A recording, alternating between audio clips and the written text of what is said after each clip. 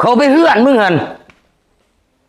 บักเทียนมึงฟังกูนี่แม่นยังพอก็ยังว่ากูบ่แม่นพ่อมึงมื้อหน้ามึงจะมาบ่นมาไหว้กับลูกสาวกูเด้อกูบ่ได้มักเด้อคนขี้ทุกข์ขี้ยากและขี้ข้านคือมึงหันลูกเคยกูต้องรวยๆอันหน้าคือมึงบ่มีสิทธิ์หรอกไปนี้เด็กน้อยมันมักมันหักกันสิไปกีดไปกัดมันให้อีสั่งมึงก็เว้าอะไรที่เขามึงถูกลูกมึงอย่ามากอลูกสาวกูกินหันกูบ่อยากความตระกูลขี้ทุกข์ขี้ยากกับพวกมึงหันโอ้ยสิเว้าได้นะพอเฮาก็ทุกข์คือกันหั่นแหละมึงอย่าสิเว้าอีลูกควงมึงสิเมื่อเลยเมื่อจนมึงเจ็บ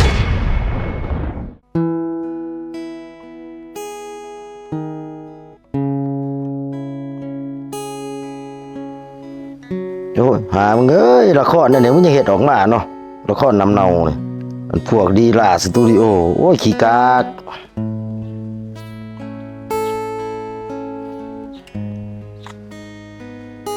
สบายดีพอไผเป็นพ่อมึงกูได้เป็นพ่อแม่มึงเด้อข้าสันเอาไม้ก็ได้สบายดีลุงกูบ่ได้แม่นอ้ายแม่มึงสิมาลูกมาดิงอีหยังเดี๋ยวบอกให้ว่าสบายดีดอกบ่าวอีกได้เพราะว่ากูบ่ได้แม่นน้องแม่มึงแล้วมึงใส่กูเอิ้นจังได๋สันสบายดีไทบ้านไทเมืองสาวทิพย์อยู่บ่ถามหาลูกสาวกูเห็นหยังโอ้ยว่าสิมาลินน้ำเพิ่นมึงหนีไปมึงเมื่อไปลูกสาวกูบ่อยู่ขอยอยู่นั่นดิพอนึ่งข้าวแน่เด้อขอยสิไปดินน้ำไม้เที่ยนโอ้จะเป็นศาสตร์เนาะมึงนี่บ่วิทย์กูสิได้ดูเคยขี้ทุกข์ขี้ยากได้เนาะบาดนี่ไอเที่ยนแต่อย่าสิถือสาเด้อตัวอีพอละเว้าหั่นข่อยบ่ถือสาดอกข่อยเข้าใจแล้วอยู่ว่ามีลูกสาวเดียวแล้วก็ห่วงแน่เป็นธรรมดาคันจะเข้าใจก็ดีแล้วก็เป็นแนวนั้นแหละอีพอหั่นหักเบิ่งแล้วก็บ่มักข่อยแห้งอีได้พอจ้ะนี่แม่นเราบ่มักเจ้าเราคือว่าจะเป็นคนขี้ขลาดเห็นแต่เจ้าลิ้นแต่โทรศัพท์โอ้ยเห็นว่าข่อยลินโทรศัพท์นี่เขาบ่ได้เฮ็ดแนวอื่นเลยข่อยเฮ็ดเวียกออนไลน์เนี่ยแขวนเข้าใจอยู่แต่อีพออันที่เราบ่เข้าใจสู้ไปหั่นแหละมื้อนึงมาหาสิเห็นความดีของข่อยดอกอุ้ยเป็นจังได๋เด็กน้อยซึมนี่บ้านนี้บ่ทันได้มาเฮือนมาซ่านบ่ว่าติพากันไปดินขอเฮือนหน่อยกูสิใส่มันก็คักโดดมันมานี่ไอเทียนป้ามือก่อนอีพอสิเห็นโอ้อย่ามันคักน้องสูเนาะพากันมาแต่ใส่คำมือตื่นตาเด้อทิพย์พ่อจะเอาตาบ่ดีบ่คือว่าสันตาแล้วสิได้เป็นอีหยังก็เบิ่งติแจ้งโคโลอยู่พ่อจะได้บ่คำมือตื่นตาให้มึงโซกันอยู่หั่นเด้ออีทิพย์เข้าเฮือนขอเขาเฮือนก็เด้อไอเทียน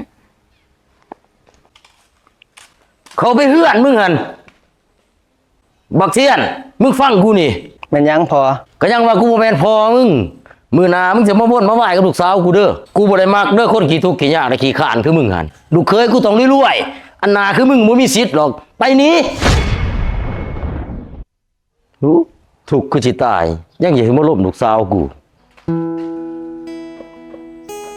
โอ้บักโตยนี่มันรวยดีเด้อซ้ำมันสิไปดินซ้ำมันสิไปเที่ยวก็ว่าเด้อมันคนรวยเนาะถ่ายหูก็รถดูอีกงามขนาดรถมันเฮ็ดธุรกิจกับจีนอีกนี่ก็เป็นได้บักโตยเป็นลูกเคยนี่มันก็สุดยอดดูที่นี่พ่อขอสิไปตลาดกันเด้อแม่นบ่ไปตลาดบ่แม่นมึงสิไปหาบักเทียนบ่นะขอสิไปตลาดขอสิไปซื้อแนวมาไว้กินมึงอย่าให้กูฮู้เด้อมึงไปหาบักเทียนหั่นก็จะเป็นเรื่องบักใหญ่โลดพ่อขอถามจะแน่เป็นหยังเจ้าคือสั่งไอเทียนแท้มันถูกมันขี้ข้านเวียกเฮ็ดบ่หาเล่นแต่โทรศัพท์ตัวลิ้นโทรศัพท์หันแล้วบ่ได้เฮ็ดแนวอื่นได้เฮ็ดเวียกออนไลน์โอ้ยเวียกออนไลน์อันปั่นสล็อตนั่นติกูบ่ได้มักเด้ออันคนติดการพนันนั่นอย่าสิเอามาใกล้กูมันบ่แม่นคือเจ้าคิดนะพ่อแล้วเฮ็ดเวียกบ่แม่นลิ้นเกมอันกูบ่เชื่อคันสิเศร้าเลยเศร้าจากมันนั่นพูดไปโคกมันเสียโตยพุ่นบ่อนก็สิผ้าหังผ้ามีหน้ามีตาโอ้ยข่อยบ่มักดอกเสียกะตุยบ่ตุยอยู่แต่เขามีเงินเบิ่งติเขาเฮ็ดธุรกิจกับจีนพุ่นนี่ไผสิคือบักเทียนมึงหั่นเด่นเกมเบิดมื้อเบิดเว้นโอ้ยว่าน้ำใจเดี๋ยวคนเมื่อยเท่านี้แหละคนสิไปตลาดอย่าให้กูฮู้เด้อว่าไปหาบักเทียนนั่นเด้อเป็นจังไดคือดนแต่ข่อยท่าจนเมื่อยมื้อนี้สิบ่สาจังได้อีพอแล้วบ่ให้ออกมาแล้วย่านขอออกมาหาเจ้าข้าสัตว์จังได้คือออกมาได้ ตัวเราหันติตัวเอาไปตลาดได้นี่จังได้ออกมา พ่อเจ้านี่แล้วก็ตั้งว่ามาขออีหลีเนาะ โธ่กลัวแล้วมึงต้องมาหาบักเทียนอีลูกควงอีบุรีจะมาสาดมึงบ่ฟังควมเนาะ โอ้ยข่อยมาแต่ตลาดข่อยมาแวะข้าวเดียวพอ มึงบ่ต้องเว้ามึงเมื่อเดี๋ยวนี้นี่ เป็นจะได้คือมาเสียงดังแท้พิษอีสั่งกัน บักจอยมึงออกมาก็ดีมึงบอกลูกมึงแน่อย่าสมมาบ่นมาบ่ายกับลูกสาวกูได้ ว้ายก็สิไปหามันพี่สังเด็กน้อยมันมักมันหักกัน สิไปกรีดไปกัดมันให้อีสั่ง มึงก็เว้าอะไรที่ของมึงถูกลูกมึงอย่ามากอลูกสาวกูกินหั่น โอ้ยสิเว้าได้นะพอเฮาก็ทุกข์คือกันหั่นแหละ มึงอย่าสิเว้าอีลูกควงมึงสิเมื่อเลยเมื่อจนแล้วมึงเจ็บ ไอ้เที่ยนข่อยเมื่อก่อนเด้อ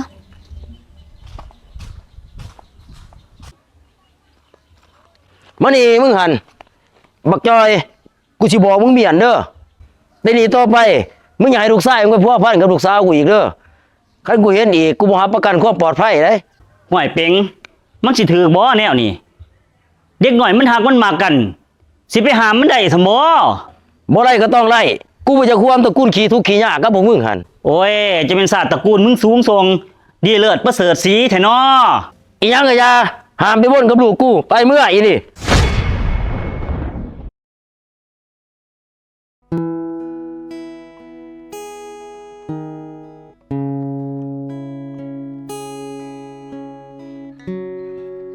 ทิปอยู่เฮือนเด้อกูสิไปตลาด อ้าวแต่สิไปเฮ็ดหยังพอบ่ไปดอกข่อยสิไปเอง บ่กูสิไปเอง แต่ละเทื่อก็ข่อยตาว่าไปตลาดมื้อนี้จะขึ้นมาสิไป โธ่ให้มึงไปผู้ดีแล้วมึงสิย่อยไปหาบักเทียนน่ะ โอ้ยจะกระโพดพอข่อยถามจะแน่เป็นหยังจะคือสั่งไอ้เที่ยนแท้ แล้วมันขี้ทุกข์แต่ขี้ขาดหาบ่ดีบ่มีบักเทียนหั่น จะเข้าใจผิดแล้วพอไอ้เที่ยนหันแล้วตั้งใจทำมาหากินได้ กูขี่กูนี่อุ้ยตั้งใจทำมาหากิน แต่ละมื้อกูเห็นมันดินตายแต่โทรศัพท์ ก็ยังว่าเราลิ้นโทรศัพท์หันเราเฮ็ดเวียกออนไลน์ มึงอย่าสุตามือตามั่วได้ดาทิพย์บักเทียนไผก็ฮู้ว่ามันติดพนันออนไลน์คันมึงไปเอามันหั่นผู้ดีมึงถูกเบิดศาสตร์ เจ้าหันมีแต่เบิ่งแล้วในแง่บ่ดีเจ้าก็เปิดใจให้เราแน่ อุ้ยเศร้าๆมึงจะสุมาเถียงกูอยู่นี่กูสิไปตลาดก่อนอย่าให้กูฮู้เด้อว่ามึงรักไปหาบักเทียนหั่นคันกูฮู้มึงเจ็บหนักโลด อีโพนี่ก็พูดบ่ฟังหน้าฟังหลัง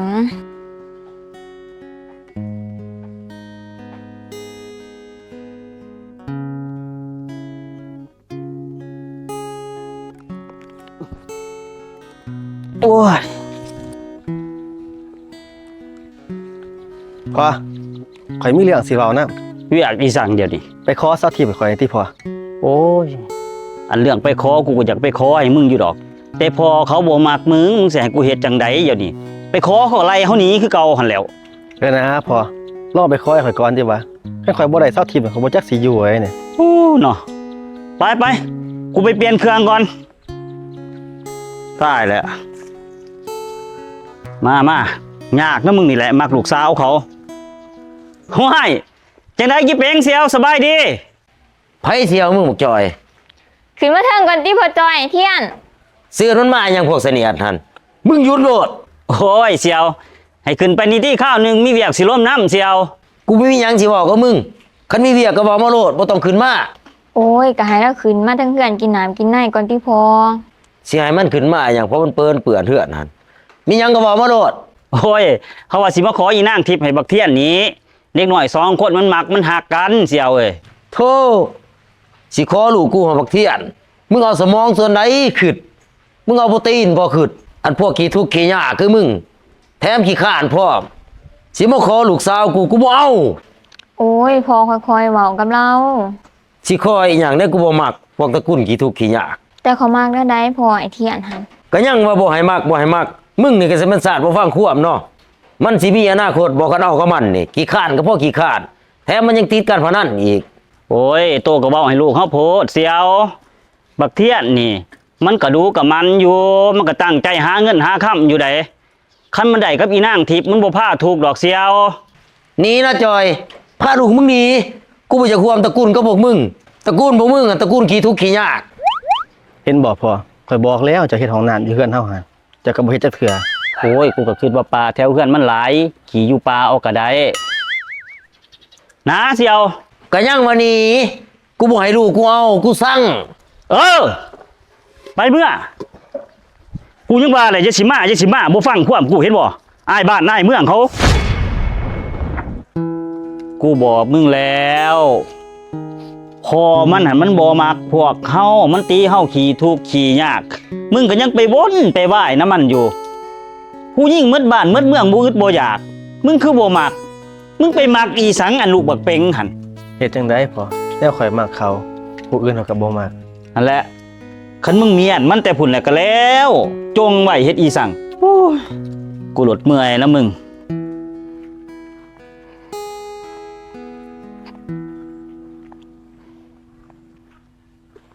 ไอเทียน ไอเทียน อ้าวจังได้ทิพย์มาเขามาพี่ก่อน โดยพอ ไปจะได้มาจังได้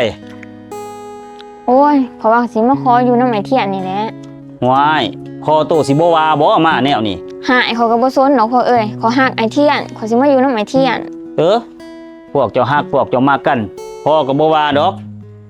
ฮอดแต่ว่าจะสิพ่อเจ้ามาวนได้คันเฒ่าเป้งมาวนนี่ข่อยบ่ไว้หน้าคือกันเด้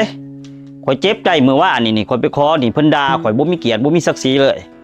แต่ว่าคันพวกเจ้าฮักพวกเจ้ามากันก็สุดพวกเจ้าเด้อข่อยเขาพักผ่อนก่อน ดีใจว่าไอเทียนขอสิมาอยู่น้ำเจ้า ดีใจหั่นแหละให้ดีใจที่สุดในโลกเลย ว่าแต่เจ้านั่นบ่ย่านพ่อจะมานำบ่ มานำขอยกับบ่มืออามาหลอกอีพอฮะแล้วบ่มีเหตุบ่มีผล โธ่อย่าเป็นคักเนาะหอบเครื่องหอบของมาอยู่น้ำเขา ไปเมื่อมาอยู่หยังอยู่นี่บ่อายบ้านในเมืองเขาบ่ บ่พอขอยบ่เมื่อดอกจะเมื่อซะขอยสิอยู่น้ำไอเทียน ห่วยอีทิพย์มึงกล้าลื่นควมกูบ่เดียวนี่ ของเจ้าบ่มีเหตุบ่มีผลไอเทียนดีบ่ดีจักว่าเราสัว โอ้ข้าสันมึงว่ากูซัวที่นี่ กูเรียกมึงมาแต่น้อยจนใหญ่มึงว่ากูซัวซั่นบ่ ข่อยก็บ่ได้ว่าเจ้าสัวแต่เจ้าบ่มีเหตุบ่มีผลเมื่อซะพอขอยสิอยู่น้ำไอเทียน ห่วยอีนี่ มึงสิเมื่อหรือบ่เมื่อนี่ บ่พอเมื่อโหลดเจ้าข่อยบ่เมื่อ โธ่ปีกล้าขาแข็งน่ะเนาะบักเทียน กูสิแจ้งตำรวจมาจับมึง มึงล่อลวงลูกสาวกู สิได้ล่อลวงอีหยังลูกสาวเจ้ามาหาข่อยเอง นี่2คนข่อยฮักกัน โอ้ย กูจะมาเหลือใจแต่เด้มีลูกสาวกูดืนความพ่อความแม่คันกูจักว่ามึงคนเนี่ยนี่กูเอาขี้เท่ายัดปากตายแต่มึงยังหน่อยพุ่น เป็นหยังจะบ่ขาข่อยเลยพอคันจะสิบังคับข่อยแนวนี้ขาข่อยดีกว่า อีควงต่อไปนี้มึงกับกูขาดกัน มึงบ่ต้องเอิ้นกูว่าพอเด้อพวกมึงจื้อไว้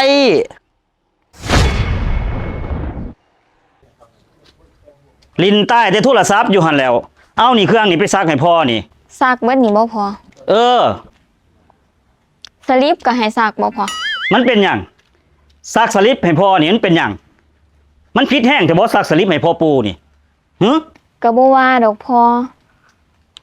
แต่มันออกโมกแล้วหั่นนะยังสินุ่งอยู่ซะบ่ บ่ว่าแต่ออกโมกกูอยากให้มันออกเฮ็ดพุ่นพอได้เก็บแกงกินซักมีหน้าที่ซักไปซัก เที่ยง จังได๋ทิพย์เจ้าเที่ยงหยังอีพอคือมาเสียงดังแท้ บ่ได้เถียงอีพอน่าให้ข่อยซักเครื่องให้เรา ก็ซักให้เรา ข่อยก็บ่ได้ว่าดอก แต่ว่าจะทางหญ้าในเด้อ66 โอ้เจ้าใส่เขาบ่เดี๋ยวนี้เจ้าบ่เห็นบ่เนี่ยข่อยปั่นสล็อตอยู่เนี่ยข่อยสิเอาเวลาใดไปทางให้เจ้า โอ้ยเจ้าก็ซอยข่อยแหน่เวียกเฮือนเวียกศาลหั่นแต่ข่อยมาอยู่นำเจ้าจะใส่แต่ข่อย หันเด้คันเว้าแล้วก็เถียงชีวิตมึงสงบสุขเกินไปบ่เดี๋ยวนี้มากูสิเพิ่มความสุขให้มึงเนี่ย เที่ยงมึงเบิ่งขึ้นเด้อเมียมึงอันเด้อกูเบิ่งคักเลยอีทิพย์นี่ มันจะขี้ข้านเด้มันสิมาเฮ็ดแบบมันอยู่กับพ่อมันสนุกสุขสำบายมันบ่ได้เด้ โอ้ยข่อยก็สั่งสอนมันอยู่พอมื้อวานข่อยก็ต่อยมันไปหลายมัดอยู่ มันต้องจังสั่นเด้พอตีก็ตีพอต่อยก็ต่อยเด้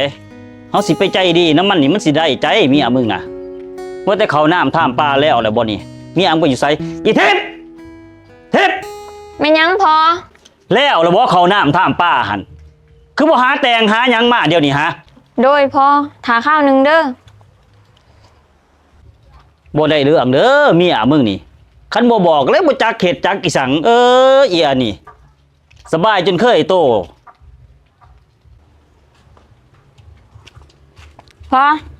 ไอเทียนกินข้าว ได้หยังกินทิพย์ แกงเฮ็ดเฮ้ยแซ่บเลยนี่ ไปได้บ่ได้ใส่เห็ด ก็เอามาแต่สลิปอีพอหั่นติ มันออกเป็นเท่าไรดอก เห็นบ่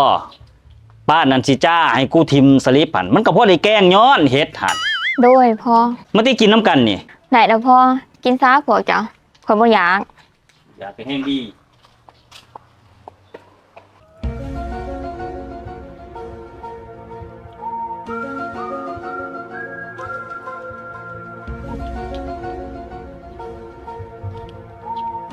สบายดี เจ้าบ่ซื้อแสงเทียน แมนข่อยแหละซื้อแสงเทียน ขออนุญาตเด้อข่อยแสนไปตำรวจเอกท่านไส้ แล้วจังได๋ อย่าว่าสั่นว่าสิเด้อเดี๋ยวนี้ข่อยนี่สิมาจับเจ้าข่อยขอจับเนี่ยเด้อ ข่อยผิดอีสัง เจ้านี่เป็นแก๊งคอร์เซนเตอร์โทรไปต้มเขาว่าเขาได้ปีย่นฟรีแมันบ่ บ่หนา บ่ต้องเถียง เมียเจ้าก็ฟ้องเจ้าอีกว่าเจ้าสิทำหายห่างกายแล้ว โอ้ยอีทีเพชรกูแล้ว ไป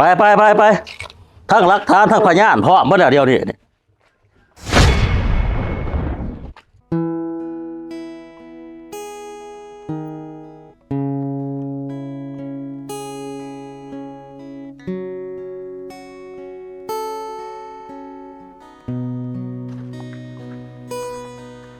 พอเห็นยังอยู่ กระเด็นโทรศัพท์มาติว่าแต่หน้ามึงหั่นไปเฮ็ดอีหยังซะมาหมุนเบิด ไอเทียนน่ะตีข่อยพอ นั่นเด้กูว่าแล้วปานนันย่องเอากันดีจังสันดีจังสี่อันกูเบิ่งคนนี่มันบ่ผิดนะว่าแต่มันอยู่ไสเด้อนี่บักเทียนกูสิไปจัดการมัน ตำรวจเข้าจับไปเด้อเด้พอ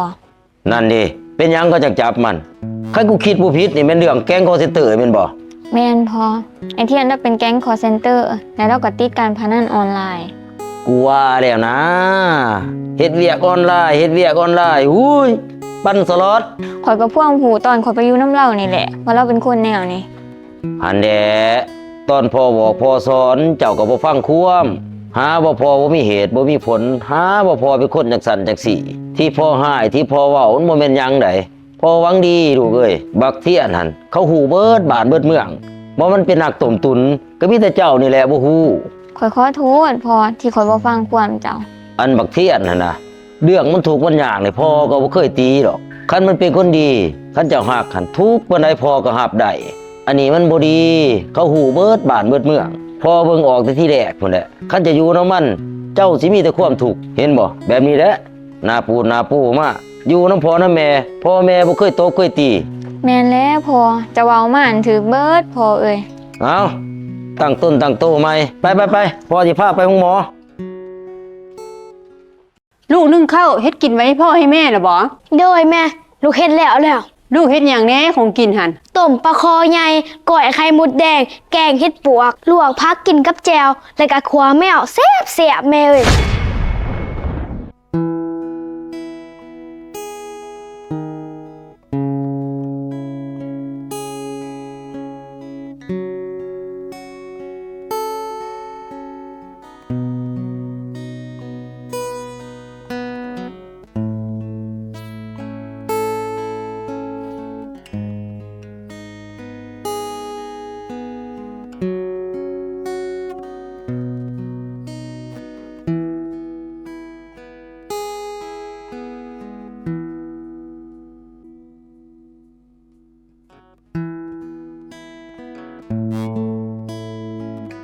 ดาดา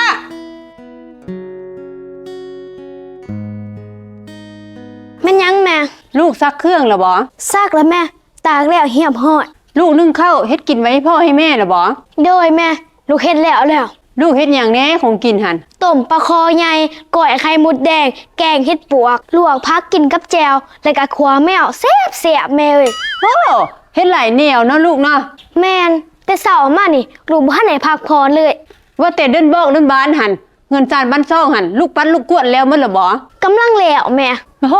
ลูกแม่นี่สุดยอดเลย ว่าแต่ลูกเฮ็ดเวียกมาแต่เช้านี่ ลูกบ่เมื่อยบ่ ก็อยากเมื่อยอยู่ได้แม่ โอ้